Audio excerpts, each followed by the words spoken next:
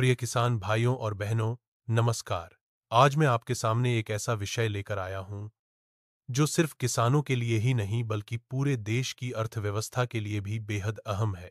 विषय है सरकार द्वारा कपास आयात कॉटन इंपोर्ट पर लगाया गया टैक्स हटाना।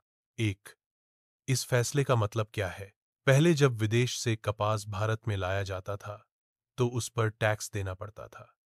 इस टैक्स की वजह से विदेशी कपास महंगा पड़ता था और हमारे भारतीय कपास की कीमत सुरक्षित रहती थी। लेकिन अब सरकार ने यह टैक्स हटा दिया है। इसका सीधा अर्थ है कि विदेशी कपास अब सस्ते में भारत आएगा। दो इसका किसानों पर असर हला। जब विदेशी कपास सस्ता हो जाएगा तो भारत के व्यापारी और कपड़ा मिल मालिक विदेश से कपास खरीदना ज्यादा पसंद करेंगे। यह परिणाम स्वरूप हमारे भारतीय किसानों द्वारा उगाया गया कपास बाजार में सस्ता बिकेगा, ढाह भाव टूट जाएगा और किसान को लागत भी निकालना मुश्किल होगा। भाइयों और बहनों, आप सोचिए, एक किसान बीज खरीदता है, खाद डालता है, कीटनाशक लगाता है, मजदूरी करता है, बिजली पानी खर्च करता है और महीनों की मेहनत से कपास पैदा करता है। लेकिन जब बेचने का समय आता है तो आयात नीति बदलकर उसका पूरा हक छीन लिया जाता है। यह अन्याय किसान के साथ सबसे बड़ी धोखाधड़ी है। तीन नुकसान सिर्फ किसान का नहीं, देश का भी है। हीच अगर किसान को भाव नहीं मिलेगा तो वह कपास की खेती से दूर हो जाएगा। देश को विदेशी कपास पर निर्भर रहना पड़ेगा। धा आयात बढ़ेगा और विदेशी देशों को फायदा होगा, जबकि हमारा किसान कर्ज में डूबेगा।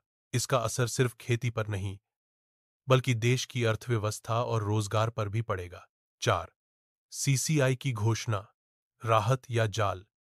सरकार ने साथ ही कहा है कि CCI, cotton corporation of India, किसानों से सीधे कपास खरीदेगी। यह घोषणा अच्छी लगती है, लेकिन सच्चाई यह है अहर एमएसपी न्यूनतम समर्थन मूल्य पर खरीद हर किसान तक नहीं पहुंच पाती। एज कई जगह केंद्र देर से खुलते हैं, किसान को मजबूरी में दलालों को बेचना पड़ता है। यह बड़े व्यापारी और मिल मालिक हमेशा फायदा उठाते हैं, जबकि छोटा किसान नुकसान सहता है।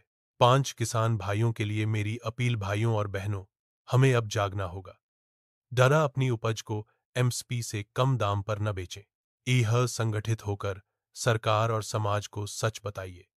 डह किसान संगठनों के साथ मिलकर आवाज उठाइए। हमारी चुप्पी ही हमारी सबसे बड़ी कमजोरी है। अगर हम एकजुट होकर खड़े हो जाएं तो कोई भी नीति किसान को नुकसान नहीं पहुंचा सकती।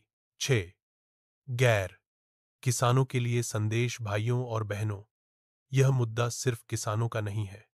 जब किसान को सही दाम नहीं मिलेगा तो उसकी खेती टिकाऊ नहीं रहेगी। जब खेती कमजोर होगी तो अनाज, कपास, सब्जी, दूध सब महंगे होंगे। इसका असर हर आम आदमी की जेब पर पड़ेगा। इसलिए हर नागरिक का कर्तव्य है कि वह किसान की आवाज को समझे और उसका साथ दे। 7 निष्कर्ष, कपास भारत का गौरव है। यह सिर्फ एक फसल नहीं बल्कि करोड़ों किसानों की मेहनत और जीवन है। अगर किसान रोएगा तो देश हौस नहीं सकता। इसलिए हमें मिलकर यह सुनिश्चित करना होगा कि हर किसान को उसकी मेहनत का पूरा हक मिले। यह नीतियां किसान केंद्रित हों, न कि व्यापारियों और आयात करने वालों के लिए। भाइयों और बहनों, हमारी लड़ाई सिर्फ पैसों की नहीं बल्कि सम्मान, आत्मनिर्भरता और भविष्य की है। आइए मिलकर संकल्प लें कि किसान मजबूत होगा तभी भारत मजबूत होगा। धन्यवाद। जय जवान, जय किसान।